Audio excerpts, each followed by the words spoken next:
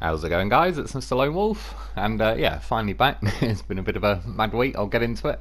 Yeah, for this mission though, I've choosing one called Help the Villagers 1. To be honest, it was just a nice excuse to go and take this truck out again. For this one, I've got to go and take 3 wooden planks and 2 packaged sand to the farm. And the reason I kind of wanted to do this mission as a good excuse, I can use this crane, test that out, because it's the only truck so far that's got a crane on the back. I could take a trailer with me because I need 3 slots of cargo really, but yeah, I just wanted to test out like stacking the cargo on the back. Because this crane's on the back, I just wasn't sure if it'd be more awkward or if it'd work out better or sort of what's going on. And yeah, like I say, I'm sort of running out of stuff to do really, but as I like this truck, it's a new DLC truck. Yeah, heading over to the Burn Forest map, and then got to go down to that farm, down to then the bottom. I basically need 2 lots of sandbags. There's 4 in that building. There's 4 in each, but for another contract, I need 6 that are like at the top of the map. So I'm going to get 2 from that warehouse instead of the warehouse that's like nearer, where I'll eventually need at least 4 of them. I mean, I suppose either way, I'm going to have to go to this bottom warehouse even for that contract. But yeah, that's the way I decided to do it. And like I say, it was a good excuse to take this truck out again. I still like it a lot, to be honest. It's yeah, decent. It's easily one of the best, if not probably the best, DLC truck they've added. I'd forget and say like the 605 is definitely easily as good as this if you just like objectively speaking. It's just nice to see this one back. Well, these were my 2 favourite trucks in MudRunner. It was the Zikz 605R in this was called the D535, and I think there was like a 537. They were basically the same trucks. And then you had this one, which I can't remember, it was like E7392 or whatever, and yeah, this was like sort of the daddy one. I believe it's the one that was on like the thumbnail for the MudRunner disc and all the rest of it. But yeah, even driving along now, it's, again, I'm normally like a little bit on the impatient side, I want to get cracking. This thing cruising along, even going from like the garage to the gateway now, I was umming and ahhing whether to delete the footage or not, but I believe it's only about 4 minutes anyway, which is not too bad. I think something like the Derry would probably drag it out to maybe near like 7 or 8 minutes. Yeah, this thing, like, I still think it's probably got about the same top speed, to be honest, as the Zikz 605R, but it just so happens that they've spaced it out to have like 6 gears, and yeah, in top gear, this thing it at least gets motoring to a decent point where you don't feel like you're just wasting time, really. Obviously, I'd say, yeah, like the Dolphin, etc. Trucks with high range can go a bit faster, but I think because this thing's got pretty decent tyres, are they 61-inch tyres, I think? So yeah, per revolution you get like a good little bit of a pace on the go. Always beaches its chin, a little glitch there. Again, like trying to get the videos done, I had a couple of glitches tonight, blue screens. When I was trying to do the live stream at the weekend, I even decided, I was like, right, sod it, I won't even bother with these maps. I'll just load the game up and try and go back to like some of the original maps, but I don't believe it really blue screens for me. Like when I got the gameplay and review footage for this truck, even on my normal playthrough though, not my mod playthrough, yeah, this didn't glitch or blue screen all night until I came back to this map. But yeah, I was loading up to Albany River, and the furthest I got was, I'm in a Derry 15C AGL version, and got a AGL loaf, and it, half the time it just blue screen before it's even loaded up to the game.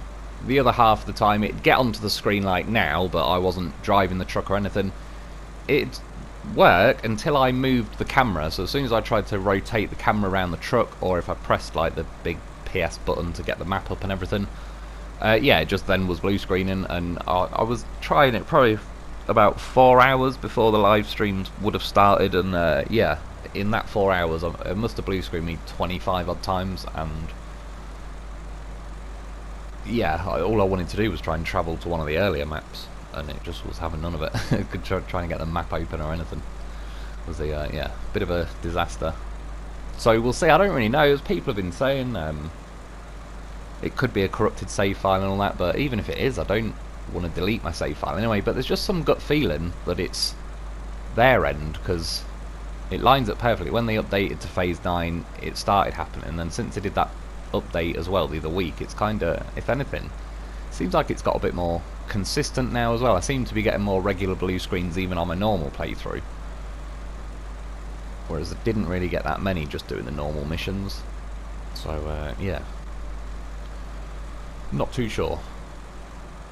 Yeah, like I say though, it's just been a bit of a mad week, so I've still got some videos to do, but not many really. It's kind of sort of waiting for the next phase to get on its way really, as I've kind of done most things on it. It's a bit of a shame this truck is like so good that it's a bit of a shame it sort of got released at a bit of a quiet time where there's not a hell of a lot of missions left to test it out. Yeah, when I get here, I saved the footage because I assumed blue screen, and you can see there it did blue screen me. So I had to go all the way back, and because I lost the footage, I had to go back to the beginning, refilm the whole drive here and all sorts. You can see in the top corner it changed the mission from help the villagers to delivery from the quarry or whatever it was. Anyway though, we're here, yeah, Burn Forest. Head over to there, the sawmill, get 3 lots of wooden planks, so it's the smallest ones.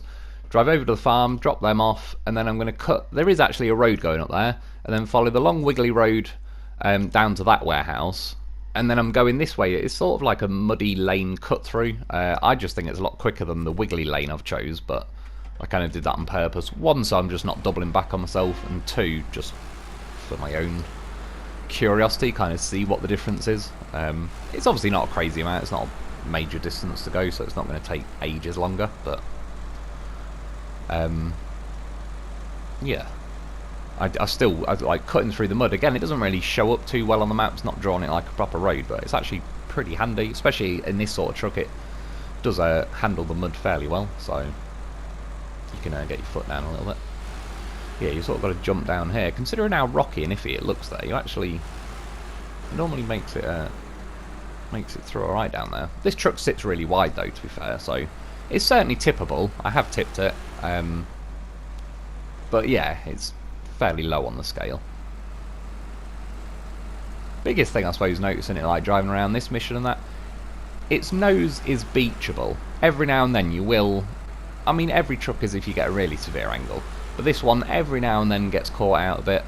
But it's in the sections where if you kind of go face first, like straight on, you kind of face plant and can dig your chin in.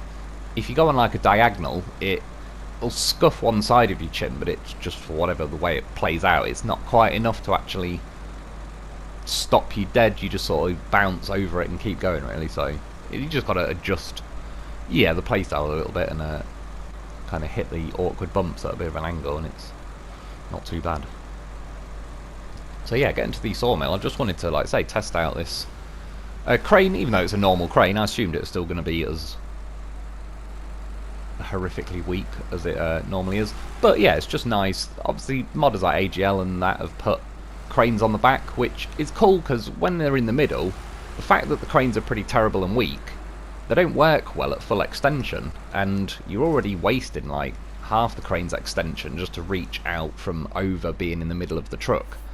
So at least right on the back like this, it's like, yeah, you could reverse up to cargo, and it's like you can keep the crane nice and short, and you're not having to just constantly reach over a sideboard or your own cab. And yeah, it's the first time the game has actually put one on a truck, not like only being available like through modders. Yeah, like I say, wooden planks, the smallest ones, just don't grab like the 2 slot cargo or whatever, and yeah, it'll bite you a little bit later on. Like I say, you need 3 for this, so I could have brought a trailer, but I wanted to test this thing out. As far as lifting this sort of cargo, the crane handles enough. I was wondering though, like maybe they might have polished the mechanics of the crane a little bit since they actually have moved it to the back of this, but it doesn't appear so. And it actually works out pretty nicely stacking it like this, because if the crane was in the middle, like in front of the sideboard, it's so cramped up that you hit like the cargo on like the first boom section of the crane, whereas this way around, yeah, the crane can sit low enough, you can push like the end of the crane down on top of the cargo and attach the crane cable as well, and yeah, all sort of looks pretty neat, works out pretty nicely. Kind of reminds me of like a little scorpion tail on the back of this truck now. Might be its nickname, Klaus. It's the lead singer out of I was going to say Scorpion. Yeah, now head to the farm.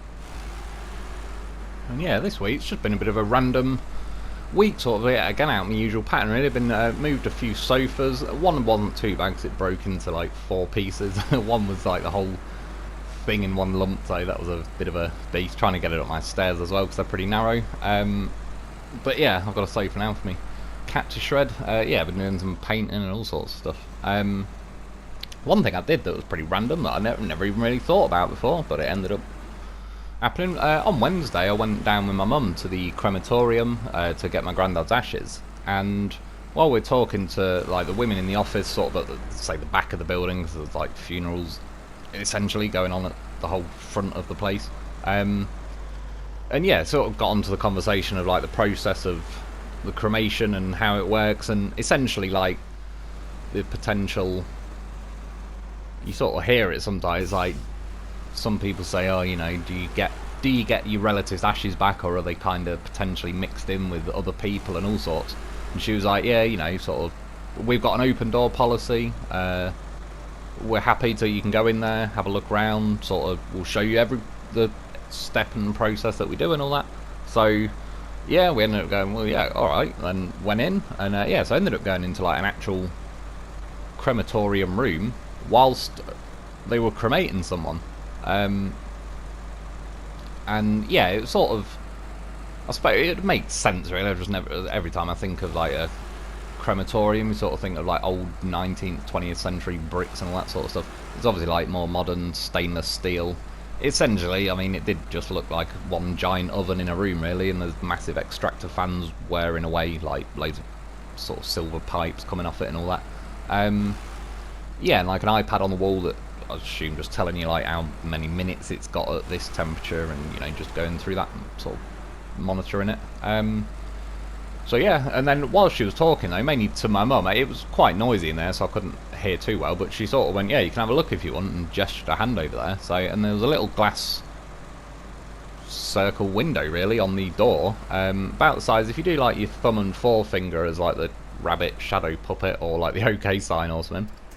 It's about that big, maybe a tad bigger, depends how big or small your hands are, I suppose. Not very big though, but yeah, I looked in there and I could see, in like, I seen basically a flaming skeleton going, like not all of it really distinguishable. One that was instantly like cartoonishly cliche was the hips. It was like, that was instantly recognisable as like a pelvis, and then a leg bone as well that was pretty damn obvious.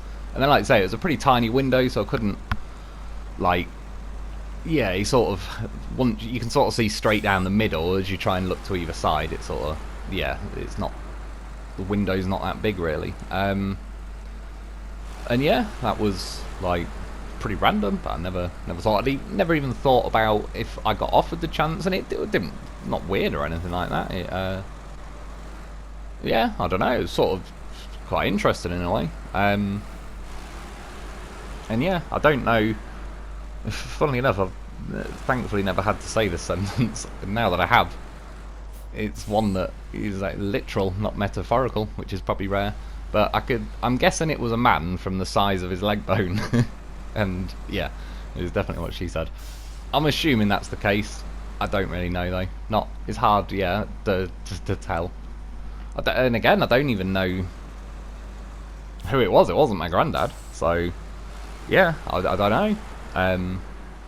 But yeah, it's hard. Can't really tell a lot from a pelvis and a leg. Maybe his taste in music, hip hop clearly. But yeah, that was like pretty random. And then as well, let's say thankfully it was kind of noisy in there with the extractor fans and everything going. Talking to my mum, I couldn't really hear too well just because I was stood about 3 or 4 foot away, probably a bit more after kind of looking through that little window. And I was just, unsurprisingly, like, it wasn't that cold in there, particularly while they were literally cremating someone. It was, yeah, pretty warm. And I just, as I was kind of stood there, like, I wasn't, again, but my mum and the woman were talking. There was a guy that was like, obviously runs it all back there, and he's doing it. He was just like, had a cloth wiping down some table or whatever it was. I sort of stood on my own a little bit, and I just, yeah, because I was getting to the point where I was like, I was going from a clammy forehead to a sweaty forehead, because again, it was, yeah, not cold. And just didn't even think about it under my breath, was just like, whoa, it's fucking roasting in here. And then it suddenly dawned on me, like, Jesus Christ, I just said it's roasting in here. 4 foot away from a flaming skeleton. It's pretty, if ever a skeleton wanted to sit up and say, yeah, no shit, Sherlock, that was probably it. And yeah, like I say, thankfully it was way too quiet. I could barely even hear myself say it, but I know I said it. Yeah, and then as well, after we came out of there, went back into like essentially the office, and this other woman was talking, went into like her office where she had like a brochure saying if you wanted you could get like the ashes made into a diamond and put on a ring. And then in like a cabinet in the corner she had, it was like a heart-shaped thing, and it's essentially like, obviously when you get your ashes back, say if you normally have it in an urn, I suppose they're like miniature urns where if you had 10 family members that all wanted to have like some of the ashes, you could sort of split them up into and put a bit in each of these things. And yeah, it was sort of like a heart, and it was funny because the way she just talks was sort of funnier than being all formal and that. But when she picked it up, she was like, yeah, it's heavy, you could probably knock someone out with this. And she's like, here, feel how heavy it is. And put it in my hand, and I was like, yeah, that's good. That's some good weight, you probably could knock someone out with it. And as I was giving it back to her, I nearly said, but I didn't even get as far as saying it, but I nearly went, yeah, it's like an ashtray.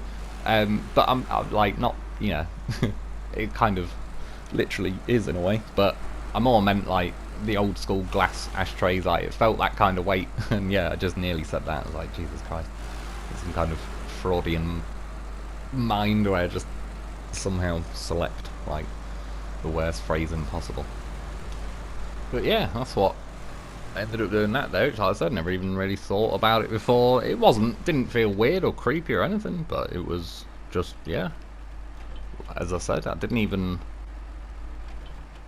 never even thought if it would be creepy or not. I don't know, just sort of never really imagined I'd be able to go in and literally look inside. Yeah, so that was that. Yeah, this truck, I sent it down this hill. It's the hill I always keep trying to go up. Lo4f, obviously, goddamn professional. We hit a weird bump, started to tip. He knew what to do. He abandoned ship so I could shift the weight. Didn't end up tipping. And then now, yeah, I was testing this crane out. It's a bit of a weak, terrible crane.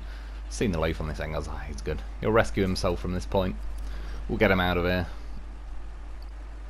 Because obviously now the crane's at the back, it's harder to reach the roof. So it was just more curiosity. Get a winch on there, I mean, like, he starts falling, but he knows what he's doing. It's like, call an ambulance, but not for me. He's good. It was so smooth, it looked like the clip was in reverse at one point. But it wasn't. He's just trained for these kind of situations. Yeah, so I ended up doing it this way, like using the crane on the front of the Lo4f. Because the crane's so weak, as soon as you try and lift it, it auto extends, but then when you retract it, it's just like, it's not happy about it. It'll spring up in the air and stuff, so I knew that'd like flick the front of the Lo4f up. Yeah, then drive onto here. It's a bit tricky. I think it's the spare wheel on the this truck. The hitbox is not exactly like the spare wheel, so you sort of a little bit wobbly on there. You can see a bit of a delicate balancing. We got up there, gets his little victory horn. Yeah, and I was a bit off centre at the minute, but whilst I was kind of in this swampy section, I was like, I'll just pack him on the roof, drop the hammer. And again, there's a good example of the truck, like, sat in a swampy section there. It soon drops the hammer. What I like is, there is still places it does happen, but it feels like it lets you jump up the gears more. Like recently with a lot of vehicles, when it forces you to stay in first gear, it's sort of annoying. Even if it's only going to let you jump into second and drop back to first, I'd still rather it let me go through that process. Yeah, this, like, even accelerating out of that swamp, as soon as I started hitting L1, I assume it jumped up to like probably 4th, at least out of 6, and actually got its foot down a little bit. Yeah, when I got out there, I sort of like, just OCD, see me Lo4f on one side. Like, nope, got to straighten him up, get him centered. And then, yeah, like I say, to this warehouse, grabbing 2 package sand. I think this is it glitched this like tiny second of footage where I actually clicked to pack them both. But yeah, 2 lots of packaged sand, and then instead of going that wiggly road, like I said, I'm cutting across here. There's like a, yeah, just a mud trail really. There's another Zikz 612 and a loaf chilling there. I think that's probably because the other day or week when I was on it, it would have blue screened at some point, and that's just where I was the last time it saved, if that makes sense. So just as the game's loaded back up, that's where that particular group of trucks has ended up being. And even here, it didn't like that hill a bit. I think it does jump down, yeah, its gears here. But again, it's straight climbing back up through the gears, so I don't really mind that. I just, yeah, it is what it is. It's it just feels like a nice truck to go roaming around the map. It's like I say, it's not rapid, it's definitely not objectively like, just objectively not the best truck in terms of like it's got a massive fat chin and that. It's like Bruce, I love that truck. Azov 7, whatever it is, Bruce. Yeah, but on certain situations his chin is a limitation and it is what it is. But this just feels like a nice truck to drive. Yeah, if you wanted like a guaranteed hassle-free, not getting your chin caught, etc., you probably would take the say the Zikz 605R or something smaller like the Tega, the Voron AE, that sort of stuff. But yeah, just weight-wise, how it feels as you sort of bouncing and lumbering over hills, and yeah, smacking your oversized cab on every little hill going. It just feels like you're getting pretty involved in the game. Yeah, there's another goddamn horse taking his Zikz for a walk. As you can see, overall it worked out way quicker really. I didn't actually specifically check the amount of minutes, but yeah, just from like the warehouse back to here, when I turn in a second, that's now like the mud cut through back to the farm, so which I think is coming up here on the right somewhere.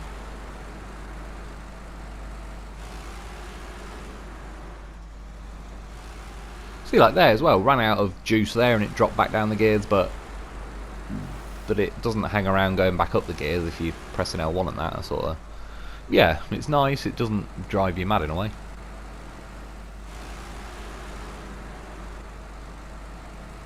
And you can see once you get your foot down you actually get a bit of a move on. Yeah, so when I popped out of here I went as if I was like, go right now off the screen. And again as well, this doesn't show up as a road on the map, but as you can see there is already tyre tracks running down there, and it's actually, considering it, sort of pretty hidden. It's not even a trollish road, there's no massive rocks kind of as you're going down there or anything. It's actually a pretty bloody handy cut through, because the only other options are kind of to go back out the farm the way I came in, but you basically loop around that way, or go the other way and kind of zigzagging through the mountains and all the rest of it. Even like I used the shortcut and then did the wiggly road through the mountains. If I didn't use that shortcut, I'd go to that road you can see going off to the left. Sorry, I said the right a minute ago, I meant the left. Don't, losing me marbles. Yeah, and again it's like just an even longer, more drawn out wiggly path. That's one thing, I do like these maps and everything, but I'd say there is, particularly like up in the sawmill section, it does feel like there's 1 or 2 places where it'd be nice if there was a connecting road. It's not necessarily, it's not that you can't go round and that, it just feels a bit unnecessary. Like if you were there in real life, I think you'd figure out like, yeah, I'm chopping those trees down, we're having a road running through there. It's going to save plenty of time. But anyway, yeah, we got it done. In the end, the money's pretty crap, really. 6,400 or whatever. It's helped the villagers 1, so it says that's like the first step complete. Like, really? Have you not noticed? I've been fixing this farm for the last month or 2. Yeah, thinking my truck starts to sink. Made my truck sad. You can see, though, how deep it goes. That's what she said. As the Zikz actually, like one side of it started sinking in the mud there, and in a second I'll just sort of drive it out and yeah, see how much taller it stands once it drives out. But yeah, that's about it. It was, like I say, a good little mission, good chance to test this. The crane, other than it's still weak as usual, but it's actually handy at the back there. It works out pretty nice. Yeah, that's about it for today though. I hope you've enjoyed, I hope that helps. Thanks for watching, thanks for my Patreon members. Get yourself a loaf because he's still a goddamn professional. And yeah, I'll be back soon with some video. I'll figure something out.